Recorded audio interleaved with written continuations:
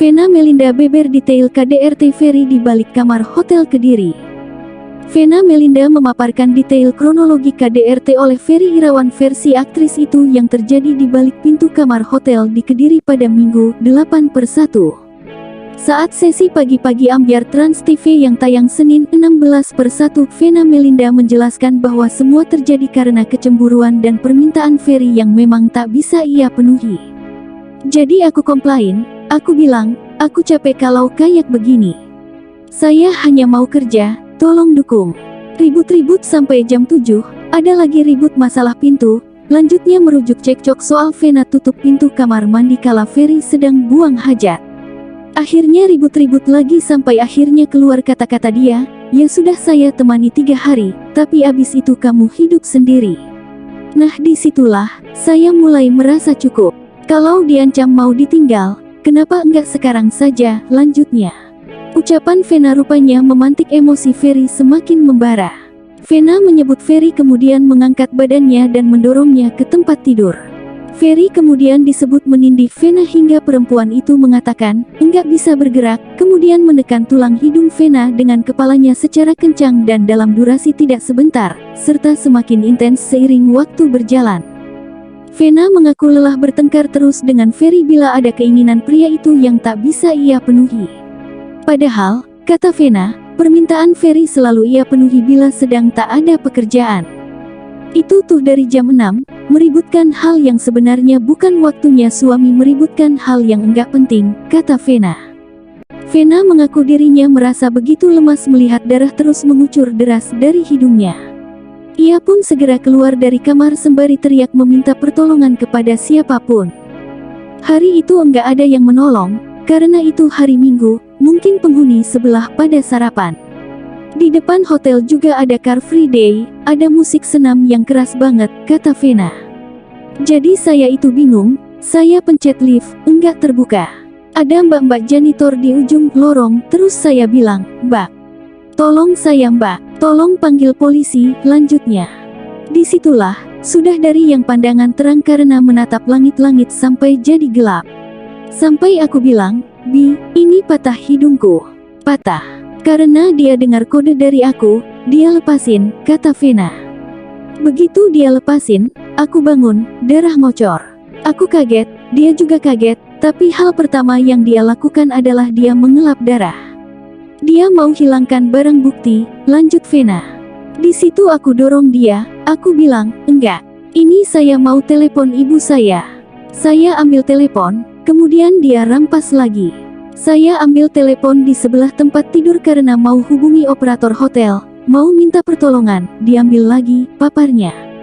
Tapi si Ferry suruh mbak itu menjauh, makanya mbak itu menjauh. Karena mbak itu menjauh, aku cuma bilang, Mbak tolong panggil polisi, kata Vena. Vena menyebut kala itu ia langsung terpikir untuk mengambil ponselnya agar bisa memfoto kondisi dirinya sebagai barang bukti.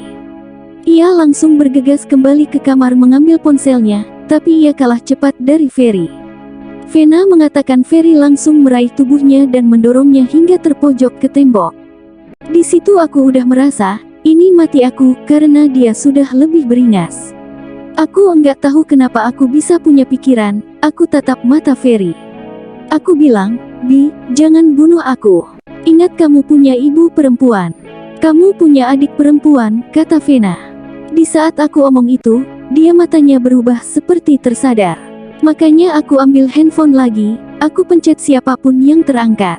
Kebetulan aku pencet video call ketua DPD Perindo Jawa Timur, di situ dia lihat aku sudah berdarah-darah, kata Vena.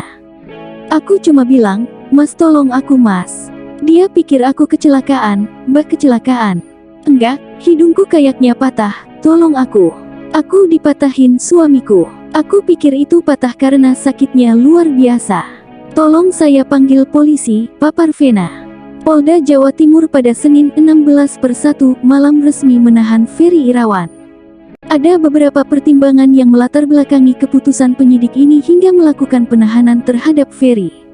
Penahanan itu kan kewenangan penyidik sebagaimana pasal 21 KUHP, kata Kabid Humas Polda Jatim Kombes Dirmanto, Senin 16/1.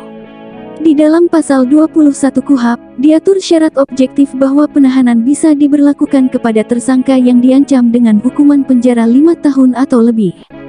Dalam kasus ini, Ferry dipersangkakan pasal 44 dan 45 UU nomor 23 tahun 2004 tentang KDRT dengan ancaman hukumannya maksimal 5 tahun maksimal. Penyidik mempunyai kewenangan untuk melakukan penahanan terhadap tindak pidana yang ancamannya 5 tahun ke atas, ucapnya. Sejauh ini, Dirmanto mengatakan penyidik juga belum menerima permintaan penangguhan dari pihak Ferry.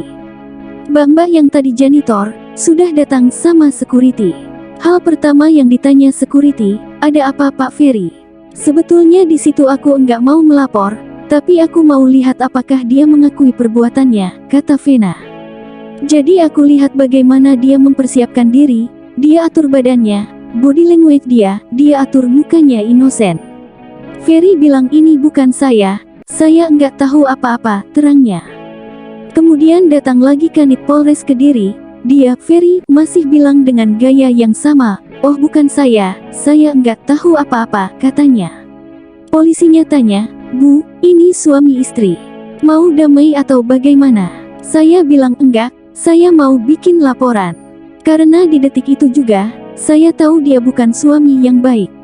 Dia bukan imam yang baik, dia bukan pemimpin yang saya cari selama 9 tahun saya sendiri, kata Vena Melinda.